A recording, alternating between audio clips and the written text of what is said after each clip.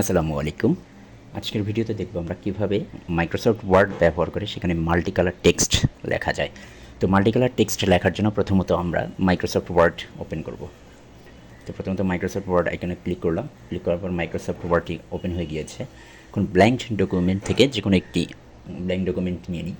এরপরে আমরা যে টেক্সটটিতে কালার করব সেই টেক্সটটি লিখে নেব। সাপোজ আমরা এখন গ্রেডিয়েন্ট টেক্সট যেহেতু নেব, মাল্টি কালার মানেই হচ্ছে গ্রেডিয়েন্ট। তো আমরা এখন যেহেতু মাল্টি কালার করবো সেহেতু গ্রেডিয়েন্টই লিখে নিচ্ছি, GRADIENT গ্রেডিয়েন্ট। আচ্ছা, গ্রেডিয়েন্ট লেখার পর এটাকে বড় করে নেব। আমরা 120 সাইজ দিতে পারি, স্ক্রিন সাইজের সাথে সামঞ্জস্য রেখে যতটুকু বড় দেখতে ভালো লাগে ততটুকু দিয়ে দিলেই হবে। গ্রেডিয়েন্ট লেখার পর হোম মেনুতে ফন্ট যে প্যানেলটা আছে, ফন্ট প্যানেল থেকে ফন্ট কালার এই অপশানটার থেকে নিচে একদম সর্বনিচে দেখতে পাবেন গ্রেডিয়েন্ট নামে একটা অপশান আছে। গ্রেডিয়েন্টে ক্লিক করার পর একদম নিচে মোর গ্রেডিয়েন্ট নামে একটা অপশান আছে। মোর গ্রেডিয়েন্টে ক্লিক করব।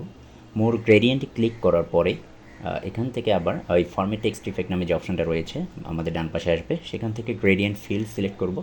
সিলেক্ট করার পর গ্রেডিয়েন্ট স্টপস দেখতে পারবেন 4টি রয়েছে, ঠিক আছে। আপনি চাইলে 10টির উপরেও অ্যাড করতে পারেন, কিন্তু যেহেতু স্টপসটি ছোটো দেখতে হিজিবিজি লাগবে, সেজন্য আমরা 4টা দিয়ে ইউজ করতেছি আপাতত।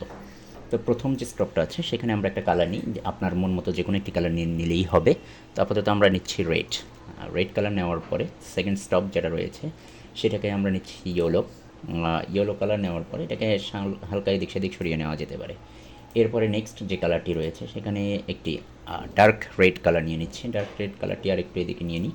এরপর নেক্সট এইটা এখানে রয়েছে একটি ব্লু কালার নিই। ব্লু কালারটি যখন আমরা এদিকে বাম দিকে সরিয়ে নিয়ে আসবো, দেখুন নিচে একটি কালার চলে আসছে। ওকে, এখন দেখতে পাচ্ছেন সুন্দর একটি গ্রেডিয়েন্ট কালার হয়ে গিয়েছে। আমরা চাইলে এটিকে আরও অনেকভাবে কাস্টমাইজ করতে পারি, এটি নিজস্ব ব্যাপার। তো আমরা শুধু দেখলাম যে কীভাবে গ্রেডিয়েন্ট কালারটি করা যায় মাইক্রোসফট ওয়ার্ড ব্যবহার করে।